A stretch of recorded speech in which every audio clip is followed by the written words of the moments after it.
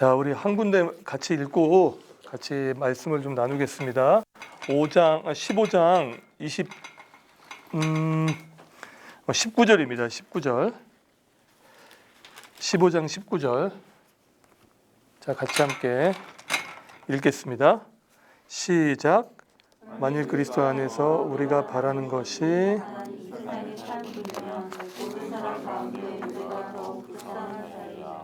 아멘. 네. 자, 오늘 부활에 대한 이야기를 좀 할 건데요. 여기 한번 보실까요? 자, 부활 신앙 오늘 그리스도인이 기억해야 할 세 가지에 대해서 함께 말씀을 좀 드려보려고 하는데, 자, 부활에 대한 카드를 꺼내고 있다는 건 이거 아디아포라입니까? 신학입니까? 신학이죠. 이거 아디아포라 문제 아니에요. 이거는 복음의 완성인 부활, 이건 신학이거든요. 근데 지금 고린도 교회에 이 부활에 대한 이야기를 하고 있다는 건 어떤 문제가 있었다는 얘기예요. 부활에 대한 신학이 잘못되어 있다는 거예요. 그러니까 바울의 편지를 보시면 컨텍스트가 있고요. 그 컨텍스트를 향한 바울의 신학적, 목회적, 아디아포라적인 교정이 들어가고 있다는 걸 볼 수 있어요. 그러니까 이 문제가 만약에 없었다면 오늘날 우리에게 부활에 대해서 이렇게까지 명료하게 전달이 안 됐을 수도 있죠.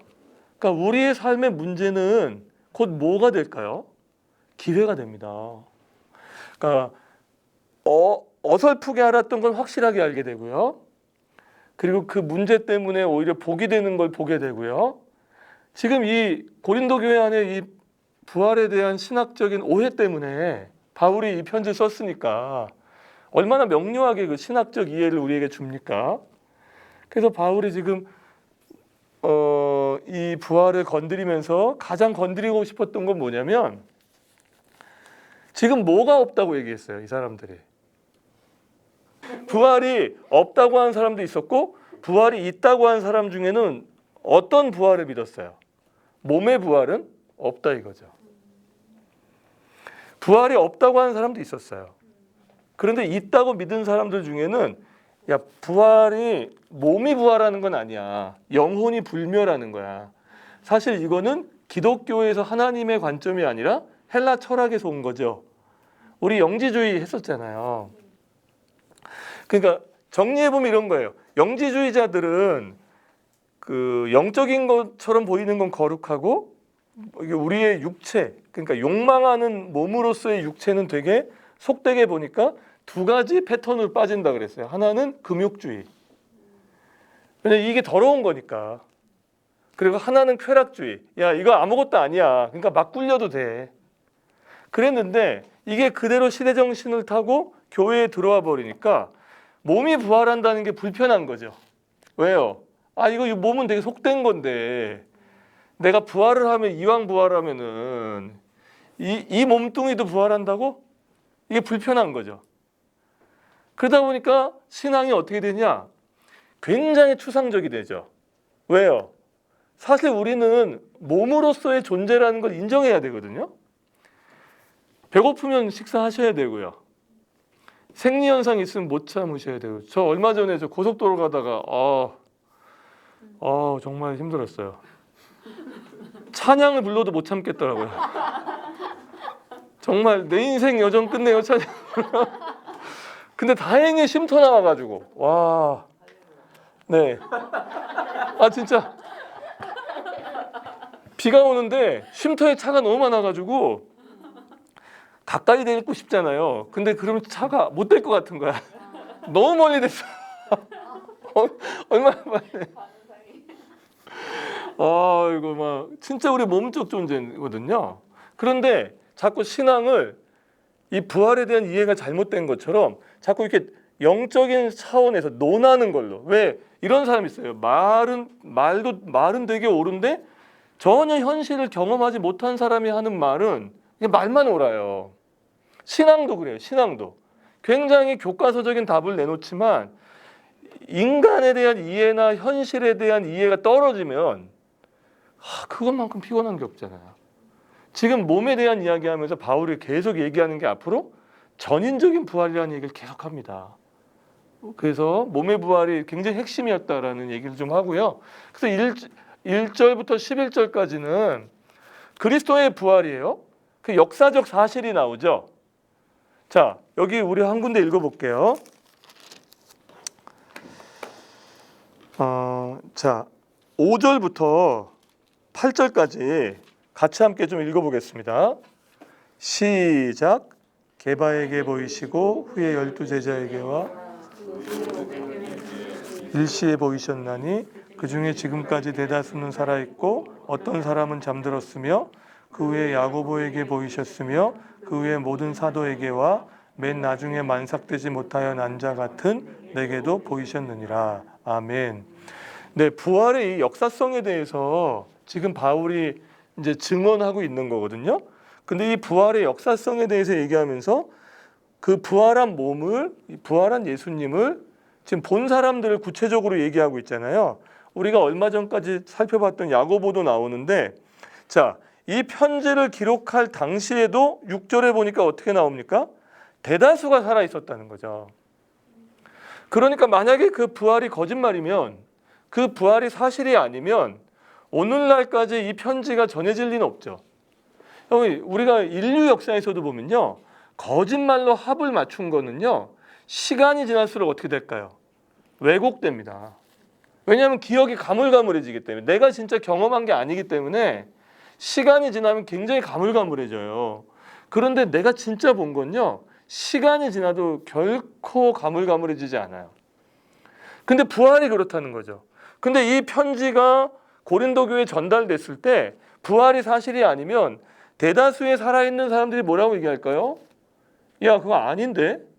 그냥 우리끼리 예수의 제자들끼리 입을 맞춘 거에 불과해 라고 말할 수도 있는 거죠. 그래서 이 역사적 사실이라고 얘기하면서 이게 오늘날까지 전해진 거는 예수님의 부활을 정말 목격한 사람들이 다 동의했다는 걸로 우리가 좀 볼 수 있고요. 그리고 종교사학적인 관점에서 보면요, 그 종교는 뭐든지 창시자가 있잖아요. 이 창시자와 이게 종교로 대중에게 인정을 받는 이 사이에 시간적 간격이요, 최하 200년입니다. 그러니까 종교는 그냥 종교가 되는 게 아니에요. 창시자가, 그러니까 사이비 말고요, 종교, 그리고 더군다나 이런 경전이 있는 고동 종교는 200년 정도 봅니다. 정확하진 않아요. 그런데 한 그 정도 본다고 이야기를 해요. 그러면은 이게 진짜 종교에 불과하면 예수님이 부활하신 것을 보고 있는 동시에 기독교는 부활하시자마자 어떻게 됐습니까? 바로 탄생됐잖아요. 그래서 이건 종교가 아니라고 우리는 이야기합니다. 이건 생명이고 진리다. 그래서 그렇게 이야기를 하고 있고요. 여기 보면 여기에 나오는 얘기인데 부활의 첫 열매라고 하셨어요, 그분이. 그러니까 첫 열매라고 말하면 두 가지 의미가 있는데, 하나는 사과나무의 첫 열매세요. 그러면 우리는 그리스도와 함께 있잖아요. 첫 열매면 그 이후에 무슨 똑같은 열매가 맺히는 거잖아요. 주님이 부활의 첫 열매라고 한다면 우리도 주님처럼 전인적으로 부활할 것이라는 걸 보여주고요. 그리고 유대인들에게 첫 열매는 뭡니까? 바쳐졌다는 뜻이 있거든요. 구별됐다. 이게 이제 첫 열매를 드린다 이렇게 표현하거든요. 그래서 그렇게 우리의 첫 열매가 되시니까 그리스도의 부활을 보면 우리도 부활할 것이라는 그런 소망과 기다림을 가질 수 있게 되는 거고요. 제일 중요한 건 증언이에요.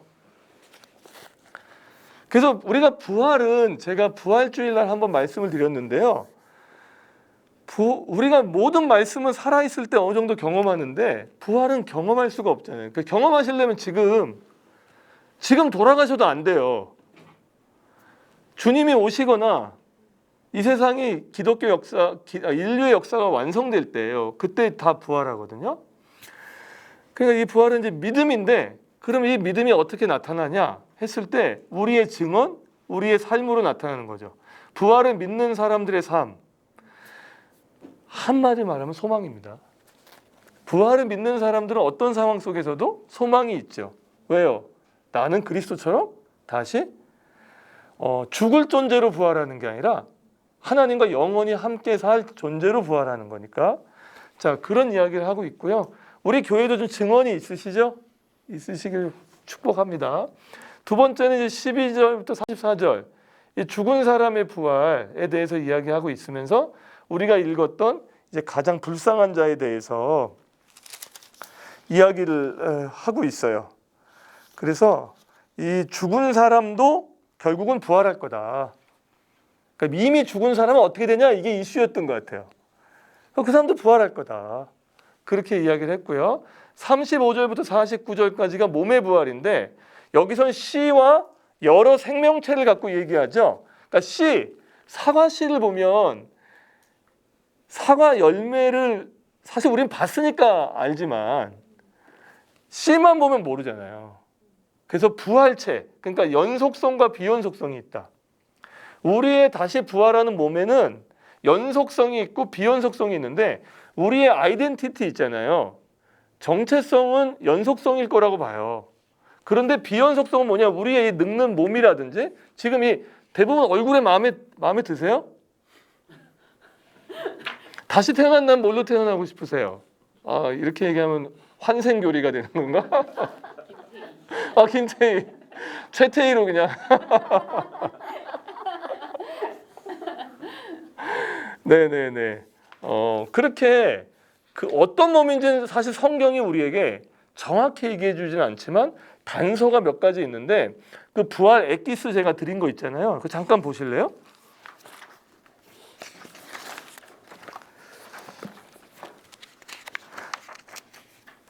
자, 거기 보면은 그 7가지 정도로 성경이 증언하고 있는데요. 자, 첫 번째, 완전히 변화된 살과 뼈를 가진 몸이에요. 그리고 두 번째는 그리스도의 부활한 몸과 같아요. 그러니까 시간과 공간은 초월할 수 있는 몸인 것 같아요. 더 이상 시간과 공간을 매이지 않는 몸. 세 번째, 썩지 않는 몸. 이제 늙지 않는다는 뜻이에요. 네 번째, 영광된 몸. 이 영광이 뭔지는 모르겠어요. 다섯 번째, 새로운 능력을 가진 몸. 그게 아마 시간과 공간을 넘나드는 몸. 여섯 번째는 하늘에 속한 몸. 일곱 번째, 신령한 몸. 근데 이게 어떤 몸인지는 모르겠는데 적어도 한 가지 알 수 있는 건 죄를 향해 달려가는 몸은 아니라는 거죠. 우리의 몸은 사실 굉장히 죄에 익숙하잖아요. 근데 그런 몸은 아니다. 그래서 우리는 성경이 이 정도로 증언하는 차원에서 알고 부활을 소망해야 된다라고 하는 거고요. 자, 연속성과 비연속성이 있다. 그러면 50절부터 58절은 이 부활을 믿으면 어떻게 살 것인가? 자, 58절 한번 같이 읽어보죠. 자, 58절 같이 함께 읽겠습니다. 시작. 그러므로 내 사랑하는 형제들아 흔들리지 말고 항상 주의 일에 더욱 힘쓰는 자들이 되라. 이는 너희 수고가 주 안에서 내 사랑하는 형제들아. 그러니까 고난이 올 때 고난이 많이 왔잖아요. 고난이 와도 흔들리지 말고 주의 일에 더욱 힘쓴다고 하는 건 교회 봉사만을 얘기하는 거 아닙니다. 여기서 말하는 주의 일은 뭐겠습니까? 그리스도인다운 삶을 살아가는 내 삶 전체를 이야기하는 거죠. 교회에서만 그리스도인의 삶이 아니잖아요. 아이를 키우는 거, 직장 생활 하시는 거, 그리고 내가 사는 동네에 이웃으로 살아가는 거, 이 모든 게 다 무슨 일입니까? 주의 일이죠. 그리스도인답게 살아가는 일에 있어서 더욱 힘쓰라. 너희의 수고가 주 안에서 헛되지 않은 줄 알미라. 헛되지 않다는 거죠. 의미가 있다는 거예요. 이게 마지막 순간에 드러나게 될 것이다 라고 이야기를 하고 있어요. 그래서 하나만 제가 더 얘기하고 좀 말씀을 마치고 싶은데요. 나누고 싶은데요. 그 하나님 나라를 이야기할 때, 그러니까 천국을 이야기할 때 우리보다 더 전에 신앙의 선배들은요. 삶이 더 어려웠잖아요. 그래서 진짜 가야 될 내세지향적인 천국을 되게 사모했어요. 우리도요. 삶이 어려우면 정말 믿음 때문에 가고 싶은 게 아니라 내가 여기 더 이상 못 살겠다. 우리 어르신 세대가 그랬어요. 그래서 뭐 일제시대부터 전쟁을 겪어본 세대들은 이 땅에 더 이상 소망이 없는 거예요. 그래서 내세지향적인 하나님 나라를 굉장히 꿈꿨어요. 그런데 경제적 소득이 올라가고 그 다음 세대들이 그 경제 성장과 함께 예전보다는 가난을 탈피하고 지금은 굉장히 우리나라가 사실 이렇게 누리는 나라 없거든요. 이런 나라가 됐을 때 한참 신학적 이슈가 생겼던 게 뭐냐면 내세지향적이다 보니까 뭐가 생겼냐면 현실의 고난은 이길 때는 이게 정말 좋았어요. 근데 현실이 뭔가 이제 의미를 찾고 막 이런 이제 먹는 건 어느 정도 벗어난 사람들이 많아지니까. 근데 내세지향적으로만 하니까 삶이 안 다루어지네요. 삶이 엉망이 된 거예요, 이것 때문에. 그래서 그때부터 하나님 나라의 통치에 대한 관심이 많이 생기기 시작했어요. 하나님 나라는 가야 될 나라가 아니라 이미 오신 나라니까 여기서부터 하나님 나라를 향해 살자. 그래서 저보다 더 젊은 세대들이나 저 세대만 해도 굉장히 좀 앞서가는 신학은 뭐였냐면 하나님의 통치, 현재적 통치. 여기서의 하나님 나라가 이루어지는 부분에 있어서 굉장히 이제 많은 도전을 해서 그냥 그게 이제 삶이 없었다라고 얘기해서 그런데 이렇다고 내세지향적이었던 신앙의 선배들을 무시하는 건 정말 어리석은 일 같아요. 신앙에 뭐가 달라요? 컨텍스트가 다르잖아요. 살아왔던 삶의 방식이 다르잖아요. 근데 우리 중에도요, 어떤 분이요, 삶이 너무 고단한 분이 있어요. 이런 분은요, 하나님 나라의 현재 통치도 중요하지만 하나님 나라 가고 싶어 합니다. 그런 분도 있잖아요. 그래서 그런 어떤 우리 선배들의 신앙의 선배들의 좋은 점, 그러니까 사실 우리도 좋은 점만 있는 게 아니잖아요. 우리도 어떤 부분은 그림자가 있잖아요. 근데 그 좋은 점을 존중해 드리고 우리는 이제 통치를 얘기하는데 저도 되게 통치 중심적이에요, 사실은. 왜냐하면 제가 이제 앞으로 주어진 삶을 특히 우리 시대는 더 그런 것 같고. 근데 현재적 통치를 중요시한다고 정말 가야 될 하나님 나라, 우리가 가고 싶은 그 나라, 내세에 우리에게 정말 다시는 눈물도 없고 아픔도 없고 하나님과 함께하는 그 나라를 꿈꾸지 않는다는 건 저는 곤란하다고 생각해요. 제가 이거를 결정적으로 알게 된 게 있었는데 미국에서 우리 벌링턴 교회 성도님의 그 남동생이었어요. 근데 이제 마켓을 하고 계셨는데 그 흑인이 8발을 쏜 거예요. 근데 그게 다 맞았어. 근데 원래 한 발만 맞아도 사람이 죽잖아요. 근데 그분은 2달을 버티셨어요. 그래서 이제 그 병원에 입원해 계실 때 처음에는 면회가 안 됐죠. 왜냐하면 너무 그런데 제가 그분이 숨 거두시기 그 전날 면회를 그러니까 저는 제 평생에 총상 환자는 처음 봤는데 그때 뭐 통치 제가 그분 귀에 대고 예수 믿고 천국 가시자고. 예수님 정말 계시고 예수님이 우리의 모든 죄를 씻으셨고 그러니까 지금 의식이 없으셔가지고 뭐라고 끄덕이고 이렇게 하실 수 없는 상황이었는데 예수 믿고 천국 가자고 예수 믿고 천국 가셔야 된다고 이제 그런 이야기를 하고 이제 그 다음날 이제 돌아가셨는데 제가 그 사건 이후에 이게 나쁘다는 게 아니에요. 우린 계속 우리의 삶에서 주의 일에 힘쓴다는 통치하는 건데 내가 진짜 가야 될 하나님 나라를 전하고 있나? 우리 예수 믿고 천국 가자고 말하고 있나 내가? 야 우리 예수 믿지 않으면 지옥 가. 그러니까 이렇게 우리가 지난주에 말한 것처럼 이중 언어를 써야 될 우리가 누군가한테 함부로 이렇게 말을 안 해도 우리의 마음에는 저 친구 예수 안 믿으면 지옥 가는데? 저분 지금 예수 안 믿으면 조금 덜 그냥 아파트 살다가 뭐 어디 뭐 그게 아닌데? 지옥 갈 건데? 라고 하는 그런 절박함이 있는가? 저는 이제 그때부터 그때 그 사건을 하나님 앞에 제가 지금 써놓은 일기도 있는데 하늘나라 우리가 가야 될 하늘나라 그 나라를 소망하며 그 나라를 분명히 전하는 목회자가 되고 싶다고 얘기를 했었었는데 그런 차원으로 본다면 부활은 뭡니까? 우리에겐 너무나 큰 소망이 될 수 있다고 이제 이야기를 하고 있는 거예요. 수고가 절대 헛되지 않으실 겁니다. 그리스도인답게 살아가려고 했던 그 수고가. 자, 그러면 부활에 대해서 한번 읽어보셨을 테니까 그 부활에 대해서 한번 읽어보시고 정리한 것 아니면 느낀 것 좀 한 번씩 좀 나누시면 좋겠습니다. 그래서 지금 이게 오늘 얘기하신 것들이요, 사실 우리 인생에 굉장히 정직한 실존이기 때문에 무거운 것도 아니에요. 이게 누구나 걸어가야 될 길이고 실존인데 다만 어느 때에 어느 시간인지 우리가 모를 뿐이죠.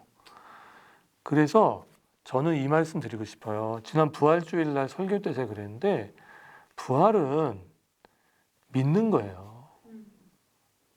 아주 심플하게 말하면 우리는 그것도 영원히 하나님과 안식하는 몸으로서의 부활이니까.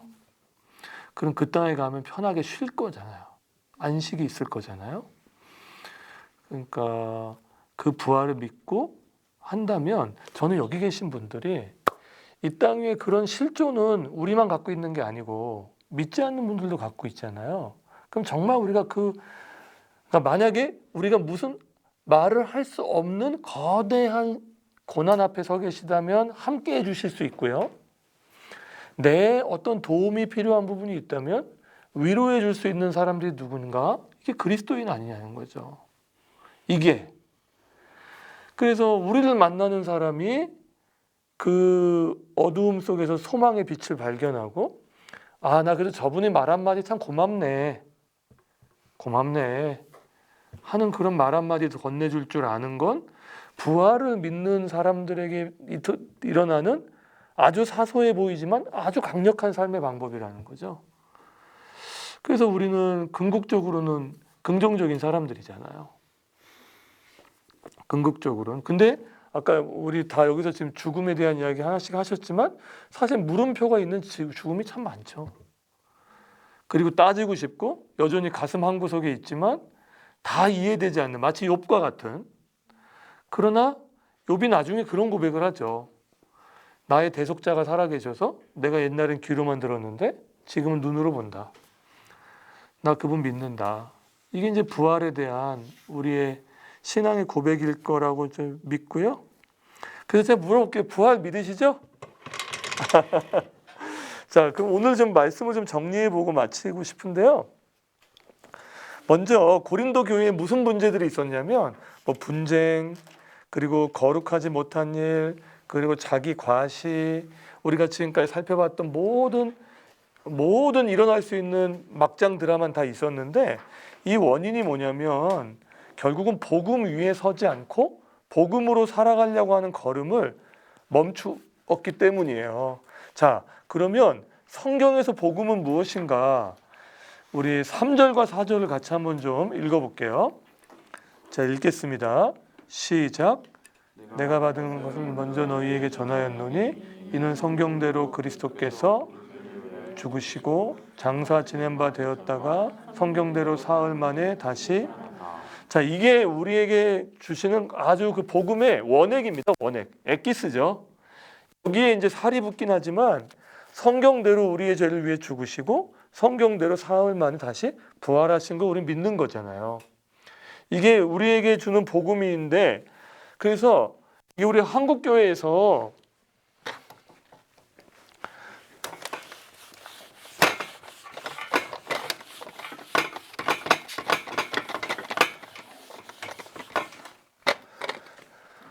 자, 한국 교회에서 복음하면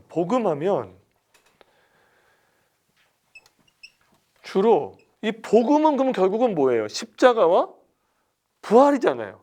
근데 한국 교회에서 가장 많이 강조했던 거는 부활일까요? 십자가일까요? 십자가죠. 십자가.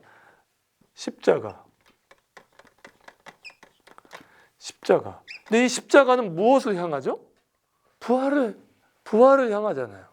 부활. 근데 이게 약간 제가 조금 어려운 얘기 하나 하면요. 이 십자가에서 그 죄에 대한 아니면 십자가에서 죽으셨으니까 우리가 죽어야 된다고 이야기하는 이 기독교에서 말하는 이 진리가요. 우리 한국 사람의 정서와 되게 맞는 것 같아요. 무슨 얘기냐면 우리 한국 사람은 보편적으로 이렇게 선생님 앞에 가면은 상 받을 걸 기대하고 가나요? 오늘 또 내가 뭐 잘못한 거. 제가 전화하면 그러시더라고요. 무슨 저는 그냥 밥 먹자고 전화한 건데 무슨 중요한 그래서 아니 그냥 밥 먹자고요. 그러면은 밥 먹고 나서 얘기해요. 그래도 뭔가 있지 않나요? 막 이렇게 아니 없을 때 근데 우리나라 사람들이 좀 이렇게 혼나는 문화에 있었거든요. 그래서 혼이 나야 편해. 설교도요. 좀 이렇게 근데 예전처럼 호통으로 혼나면 안 되고 복음으로 잘 혼내야 돼. 이렇게 때려야 돼 좀 맞아야 오늘도 아 그래 난 맞아 나는 맞았 그래서 시원하게 나가. 근데 틀린 건 아니에요. 그런 부분이 필요해요. 그건 각성이죠. 그런데 십자가가 우리나라 사람들의 정서하고 좀 이렇게 묘하게 결탁돼 가지고 자꾸 십자가 앞에서의 자기 죽음만 확인하는데 이게 왜 있어요? 부활 때문에 있잖아요. 아니 주님이 왜 십자가 지셨어요? 우리의 죄를 위해 죽으셨죠? 잠자는 자의 첫 열매가 되기 위해 죽으셨잖아요. 근데 부활 이 고난 주간은 있는데요. 부활 주간은 없어요. 십자가는 사순절부터 묵상하는데요. 부활에 대한 소망을 이야기 잘 안 해요. 물론 십자가가 굉장히 우리가 부활로 가는 관문이긴 하지만 이 부활이란 소망이 우리에게 얼마나 능력인가 오늘을 살게 하는 데 있어서 그리고 그 부활에 대한 소망으로 오늘 우리에게 주신 뭘 견디는 거냐면 이 십자가를 견딜 수 있는 거잖아요. 그래서 복음을 이야기할 때는 십자가 그리고 부활 같이 두고 같은 레일로 두고 좀 보실 필요가 있다라고 이야기를 해서 좀 긍정적이 되셨으면 좋겠어요. 네, 좀 긍정적이 되셨으면 좋겠어요. 히어로 영화 있잖아요. 아 너무 다큐로 그러니까 뭐라고 하지? 위로하러 갔다가 내가 더 꺼져가지고 그분이 나를 등 들고 있으면 안 되죠. 이런 부분에 있어서 우리가 좀 생각을 해보고요. 그래서 이 부활 신앙은요, 우리의 삶을 변화시켜요. 이게 그러니까 십자가는요, 나라는 사람의 존재를 인정하게 해요. 근데 진짜 나를 변화시키는 건 뭡니까? 부활입니다. 성경을 보십시오. 성경에 보면 여러분 십자가 앞에서는 다 도망갔죠. 근데 도망간 사람들에게 성령이 임해요. 성령이 임했을 때 그들의 그 십자가가 뭐가 된 겁니까? 나라는 사람이 죽어야 될 자리에 그분이 죽으셨다는 것을 인정하게 되는 거잖아요. 근데 이거 갖고 그 사람들이 변화됐나요? 아니에요. 더 정확하게 말하면 바울이 만난 다메섹에서 만난 그 주님은 뭐예요? 부활하신 주님이잖아요. 그러니까 나를 위해 죽으셨다는데 도대체 어떻게 그분이 하나님인 걸 뭐라고 알 수 있어? 근데 그분이 죽음의 권세를 깨뜨리고 부활하셨다는 거죠. 아, 이분이 진짜 하나님이시구나. 그러면 이분을 믿으면 우리도 그분처럼 이 죽음의 권세를 깨뜨리고 부활할 뿐만 아니라 그 부활 신앙으로 오늘을 살 수 있겠구나. 그래서 정리하면 십자가는 우리의 실체를 폭로하고요. 그 실체를 인정하는 자리에 가게 하지만 부활은 바로 그런 나를 위해서 해놓으신 그 구원의 완벽한 승리, 우주적 승리, 그리고 우리 개인적 승리, 이것을 볼 수 있게 해준다는 거죠. 이것을. 그래서 이것이 우리의 삶을 변화시킨다. 그 죽음마저도 두려워하지 않았잖아요. 그런 바울이요. 8절과 9절에서 이렇게 얘기합니다. 자, 이 부활 신앙을 가진 바울의 이 고백을 한번 들어보죠. 8절과 9절 같이 읽을게요. 시작. 맨 나중에 자, 여기서 내게도 보이셨던 그 보이심은 뭡니까? 몸으로 부활하신 예수잖아요. 그래서 소망이 된 거잖아요. 십자가가. 부활 없는 십자가는 뭡니까? 그거는 소망일 수 없잖아요. 그냥 새드 엔딩이죠. 그런데 만삭되지 못한 나에게 보이신 그분이 몸의 부활. 자, 9절 한번 읽어보세요. 시작.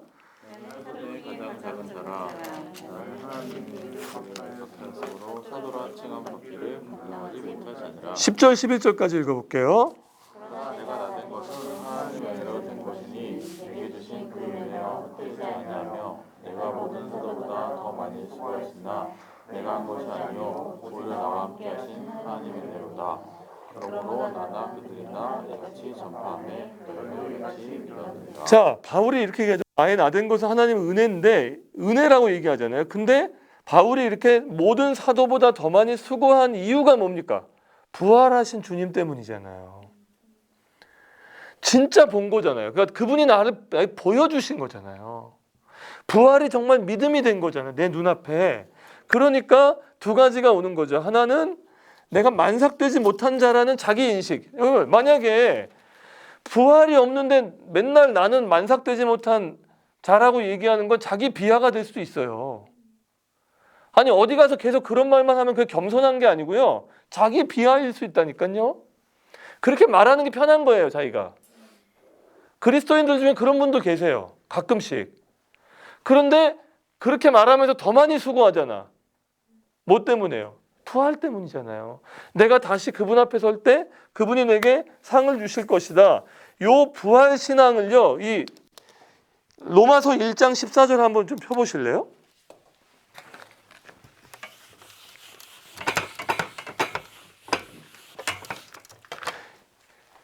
자, 이 부활이 여기 요 부활이 바울에게 은혜 의식으로 나타났죠. 이 은혜 의식을 표현한 로마서 1장 14절에 네, 한번 읽어 주실래요? 시작. 하나님이나 야만이나 지혜는 자나 어리석은 자에게 다 내가 자, 뭐라고요? 빚진 자. 빚진 자. 내가 빚을 졌다. 내가 아니 헬라이나 야만이나 내가 언제 봤다고 그 사람들한테 빌린 적도 없는데 빚을 집니까? 왜 빚진 자란 마음을 갖게 됐죠? 부활하신 주님이 나 같은 사람이 찾아오셨기 때문에 내가 오늘 구원을 받았다는 거예요. 사도의 자리에 있게 하셨으니까 난 앞으로 어떻게 살겠다? 빚진 자로 살겠다. 되게 재밌는 게요. 여러분 빚진 자는 뭡니까? 세상은요. 두 종류 중에 하나로 사시더라고요. 크게 나누면 빚진 자로 사시든지 빚 독촉자로 사시든지. 자꾸 뭘 독촉해요. 자, 빚진 자, 자, 우리가 되게 재밌잖아요. 우리가요, 누군가한테 빌려준 돈은요, 10원짜리 한 장이라도 잊어버립니까? 어때요? 빌려준 돈은요, 10원짜리 하나 잊어버려요. 10원짜리 하나 잊어버려요. 아마 무덤까지 안 잊어버릴걸요? 근데 꾼 건요? 잊어버리고 싶은가 봐요. 기억이 안 나나 봐요. 기억이 안 나나 봐. 그래서 분명히 빚을 준 사람은 언제까지 갚으라고 얘기했는데 기껏 전화했더니 어떤 분이 저한테 전화했는데 그 다음날 줘야 되니까 그랬더니 아 맞다. 이렇게 열이 받아가지고 야 그럼 지금까지 내일이야. 아 맞다. 그러니까 빚을 준 자는 끝까지 기억하고요. 그리고 빚을 받은 자는 그걸 자꾸 잊어버리는 속성에 있어서 이게 얼마나 역행하는 말인지 모르겠어요. 바울이. 나는 빚 갚으려고 살아. 은혜의 빚을 갚으려고 살아. 근데 요게 없으면은 자꾸 빚 독촉자가 돼요. 내가 해준 것만 기억나. 내가 해준 것만. 그 사람 만나면 늘 내가 해준 것만 기억나니까 그 사람 만나면 자꾸 주장해. 결국은 주장하게 돼 있어요. 왜? 내가 해준 게 있잖아요. 빚 독촉자가 사는 거죠. 근데 바울은 아니에요. 갚으려고 살아요. 갚으려고. 그러니까 우리 교회가 감자의 꿈을 이렇게 펼친다고 했을 때도 빚진 자의 마음으로 해야 그분들이 은혜가 되지 자꾸 빚 독촉자의 마음으로 우리가 뭐 이렇게 해가지고 이렇게 하잖아요. 그러면은 전혀 복음이 전해지는 일에는 무관한 일이 될 수 있다. 그래서 바울은 자기를 빚진 자라 그랬다. 우리 한번 생각해 보자. 빚 독촉자로 사나 아니면 빚진 자로 사나. 그래서 그렇게 보면은 이 빚진 자로 사는 것이 어떻게 가능하냐면 과거의 관점에서 오늘의 나를 조명하시면 돼요. 과거에 뭐라고 했어요? 나는 만삭되지 못한 자. 나는 죄인 중에 괴수였던 나. 그런데 부활하신 주님이 나를 만나 주시고 나를 구원해 주셨다라고 해서 이제 빚진 자로 이제 살아가게 되고요. 그래서 오늘 마지막으로 제가 정리하고 싶은 건 그리스도인이 잊지 말고 살아가야 할 세 가지인데요. 이 주님과 친밀한 관계를 맺으면 저절로 돼요. 이거는 그냥 뭐 기억하려고 안 하셔도 되고, 자, 그리스도인으로 살아갈 때 잊지 말고 살아가야 할 세 가지. 자, 첫 번째 칭의예요. 제가 오늘 칭의, 하나님이 우리를 의롭다 하신 거죠. 자, 로마서 5장 1절을 한번 볼까요? 로마서 5장 1절. 로마서 5장 1절 같이 한번 읽어볼게요. 시작. 그러므로 우리가 믿음으로 의롭다 하심을 받았으니 우리 주 예수 그리스도로 말미암아. 자, 칭의는 뭡니까? 그럼 결국 뭐라고 얘기하고 있어요? 여기 보면은 하나님과 뭘 누려요? 그렇죠. 그러니까 성경에서 말하는 의는 뭡니까? 하나님과 화평을 누리게 됐다는 거예요. 화평을 누리게 된 존재.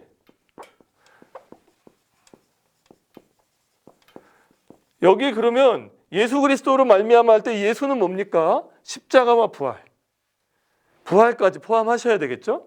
그래서 화평을 누리게 된 존재인데 이 존재가요, 이런 3절부터 4절을 한번 읽어볼게요. 로마서입니다. 자, 읽겠습니다. 시작. 다만 이뿐 아니라 우리가 환난 중에도 즐거워하나니 환난의 인내를, 인내는 연단을. 그러니까 이 말은요, 쉽게 말하면 환난 중에도 소망을 꺾을 수 없다는 뜻이에요. 내가 환난 중에 있어도 나는 마지막 그 근원에는 소망이 있어. 무슨 소망이요? 부활에 대한 소망이 있는 거죠. 그래서 칭의를, 내가 의롭게 된 거는 예수님을 향한 믿음 때문이라는 것, 이것을 잊지 않고요. 두 번째는요, 성화죠. 성화. 자, 빌립보서 2장 12절 한번 보실래요? 빌립보서 2장 12절.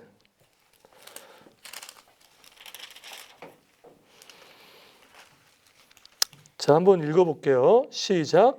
그러므로 나의 사랑하는 자들아, 너희가 나았을 때뿐만 아니라 더욱 지금 나았을 때에도 항상 걱정하여 두렵고 떨림으로 너희 구원을 이루라. 자, 이거는 구원을 이루라는 말은 구원을 안 받았다는 뜻이 아니라 이미 받은 내 구원을 앞으로 완성해 갈 수 있도록 두렵고 떨리는 마음으로 그 구원받은 사람답게 살란 얘기잖아요.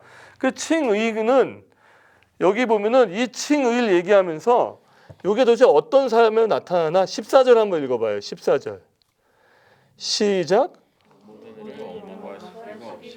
네, 지금 바울은요, 요 두렵고 떨림으로 구원을 이루라고 얘기하면서 한 가지의 삶의 패턴을 얘기했는데 모든 일을 원망과 시비 없이 하라.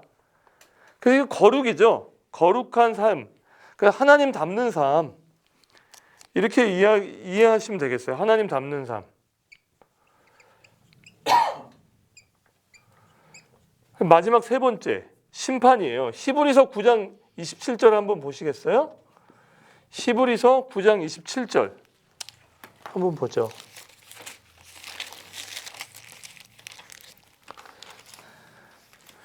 자, 한번 읽어보겠습니다. 시작. 사람에게 정해진 것이요 그 후에는 심판이 있으리니. 그래서 우리는 누구나 하나님 앞에서 심판을 받게 될 거다. 그런데 예수 믿고 죽은 자의 부활은 상급의 심판이 되겠지만 예수 믿지 않고 죽은 자의 심판은 영원히 죽을 수밖에 없는 심판을 받게 될 것이다.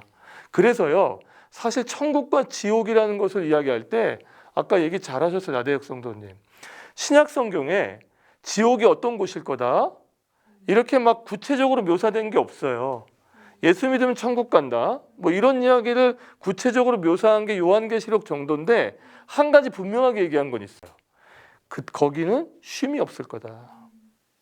계속 고통스러울 거다. 그게 우리가 어릴 때 봤던 뭐 막 못 걷고 그거는 이제 신과 함께 나오는 영화 약간 동양적 개념이에요. 사실은 동양적 권선징악적 개념이고요.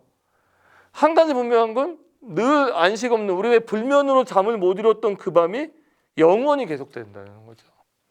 근데 하나님 나라에서는 하나님과 함께 계셔 그분과 쉼을 얻으며 살 거다. 이렇게 이야기를 하고 있어서 우리는 그분들은 죄에 대한 심판이지만 우리는 상급에 대한 심판으로 서게 될 거다. 이 세 가지죠. 우리가 잊지 않고 살아야 되는 삶이죠. 그래서 이 세 가지만 기억하고 사는 사람들이 우리 교회 안에 많아져도 문제가 생겨도 오히려 은혜 가운데 해결할 수 있을 것 같고요.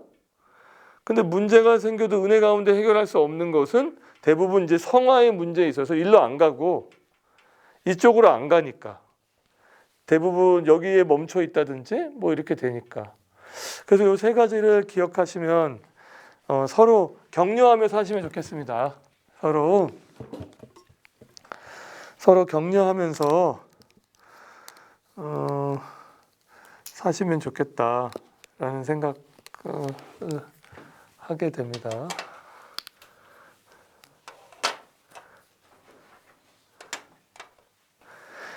그래서 이제 목회자로서는요, 우리 성도님들이 당하고 있는 그 고난의 실존 있잖아요. 때로는 들어도 답이 없는 게 많이 있거든요. 진짜로. 제가 이제 솔직하게 얘기하는 거예요. 저도 하나님이 약간 넘버 2였으면 좋겠어요. 하나님 밑에 넘버 2여가지고 집사님 무슨 얘기 하시면 걱정하지 마요. 내가 해결해 줄게. 나 해결해 주고 짠! 나 김우현이야. 나 하나님 사람이야. 넘버 2. 하나님이 그렇게 하시는 경우는 별로 없는 것 같고요. 어떤 때는 할 말이 없어요. 그래서 안 듣고 싶어요. 답이 없는데 들어가지고 괜히 나만 잠 못 자면 어떡해. 아니 진짜 솔직하게. 그런데 제가 하나님 앞에 이것 때문에 씨름한 적이, 그래서 제가 어느 날 정말 충격적인 고백을 한 적이 있어요. 우리 그 목회자 그룹에서 제가 저를, 이건 이제 30대 후반대의 고백이었어요. 목회를 한 6, 7년 하고 나서 제가 정말 부끄러운 얘기고 솔직하게 얘기하는 건데 한 영혼을 천하보다 사랑하지 않는 것 같다 그랬어요. 내 진짜 안 사랑하는 것 같다고. 한 영혼을 천하보다 사랑하는 게 뭔지 모르겠다 그랬어요. 제가. 그 다들 저를 위해 기도해 주셨어요. 얘가 요새 힘든가 보라고.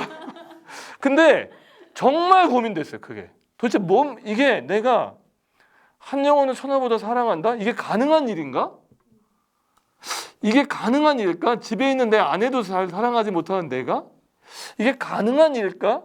굉장히 고민하고 그렇게 이제 그 과정을 통과했었는데요.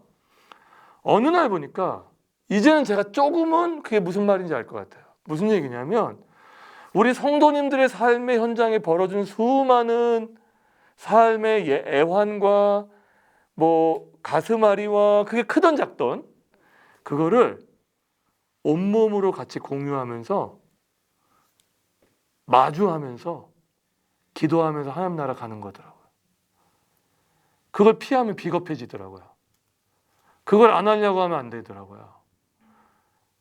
답이 없다고 그냥 알아서 하시겠지 하면 안 되더라고요. 그러니까 뭘 알아서 하시는 거죠, 물론. 근데 옆에서 같이 듣고 기도하고 하나님의 도우심을 구하고 나아가게 될 때 굉장히 중요한 이게 한 영혼을 천하보다 사랑하는 한 가지의 방식일 수 있겠다.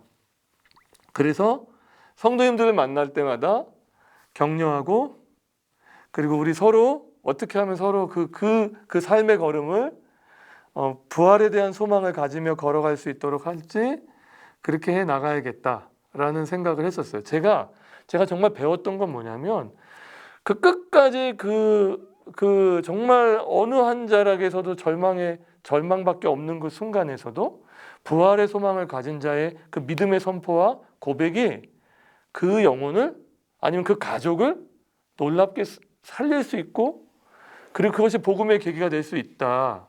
라는 걸 좀 꼭 말씀드리고 싶어서 내일부터 우리에게 벌어질 하루에 어떤 일이 벌어질지 모르지만 우리는 오늘 가도 부활에 대한 소망을 가진 자로 우리를 만나는 사람들에게 정말 격려자로 위로자로 사는 그 걸음을 제가 응원하고 싶고 감자교회도 그런 교회가 돼서 우리 교회에 들어오시는 분들마다 소망이 좀 살아나는 은혜가 있으면 좋겠습니다. 기도하겠습니다. 우리 함께 기도할 때 하나님 우리 가운데 부활에 대한 소망, 부활에 대한 믿음 분명히 갖게 하시고 더 실감나게 해주셔서 우리가 믿은 바 이 복음을 또 다른 누군가에게 전할 수 있도록 하나님 역사해 달라고 우리 이 시간 함께 기도하겠습니다. 하나님 아버지 도와주시기를 소망합니다. 아버지 하나님 역사해 주시기를 소망합니다. 주님 역사해 주시기를 소망합니다. 아버지 하나님 함께하여 주시기를 원합니다. 주님 주께서 함께하여 주시기를 소망합니다. 끝까지 우리 가족 안에 우리 삶 안에 있는 것들을 나눌 수 있도록 역사해 주시기를 소망합니다. 아버지 하나님 인도해 주시기를 원합니다. 하나님 도와주십시오. 아버지 하나님께서 우리에게 부활을 소망하게 하시고 모든 잠자는 자의 첫 열매가 되게 하신 하나님께서 우리에게 있는 이 소망을 가지고 또 다른 누군가에게 그리스도의 복음을 전하게 하시고 또 다른 누군가에게 예수의 소망을 말할 수 있는 하나님의 자녀가 되길 원합니다. 하나님 오늘 밤 우리를 불러가셔도 우리는 예수 안에서 영원한 생명을 가진 자요 다시 마지막 때에 상급의 부활로 다시 살아날 것을 우리가 믿습니다. 그 믿음으로 오늘을 살아갈 때 하나님 우리 소망을 잃지 않고 살아갈 수 있게 해주십시오. 하나님 신뢰하고 살아가게 해주십시오. 역사해 주시길 소망합니다. 부활하신 주님을 찬양합니다. 고린도전서 15장에 성경대로 우리의 죄를 위하여 죽으시고 성경대로 다시 살아나신 그 부활을 우리가 이 시간 믿음으로 고백합니다. 믿음으로 고백할 수 있도록 인도해 주셔서 감사합니다. 아버지 이 믿음이 우리의 삶의 어느 한 자락에서 체험이 될 수 있도록 도와주시고 이 믿음이 점점 더 진해져 갈 수 있도록 은혜 베풀어 주시기를 원합니다. 바로 그 부활에 대한 믿음으로 우리에게 주어진 하루하루를 살려고 합니다. 오늘 바울의 권면처럼 주의 일에 더욱 힘쓰는 자들이 되길 원하고 흔들리지 않고 견실하며 하나님 은혜 안에서 살아갈 수 있기를 원합니다. 간절히 바라기는 우리 주변에 삶의 희망을 잃어버리거나 코로나 때문에 살맛을 잃어버린 우리의 직장 동료나 또 동네 주민들이 있을 수 있습니다. 그분들에게 우리와 함께 얘기하는 것만으로도 격려받게 하시고 다시 삶의 희망을 얻게 하시고 누군가는 그 삶의 희망과 소망을 통해서 복음을 만날 수 있도록 역사해 주십시오. 우리 돌아갑니다. 우리 각자의 삶에 짊어진 모든 짐들을 넉넉히 지고 갈 수 있는 은혜 주시기를 원하고 돌아가서 잠드는 우리의 오늘 밤이 부활하신 주님에 대한 소망으로 평안한 밤 될 수 있도록 역사해 주십시오. 예수님 이름으로 기도합니다. 아멘. 네,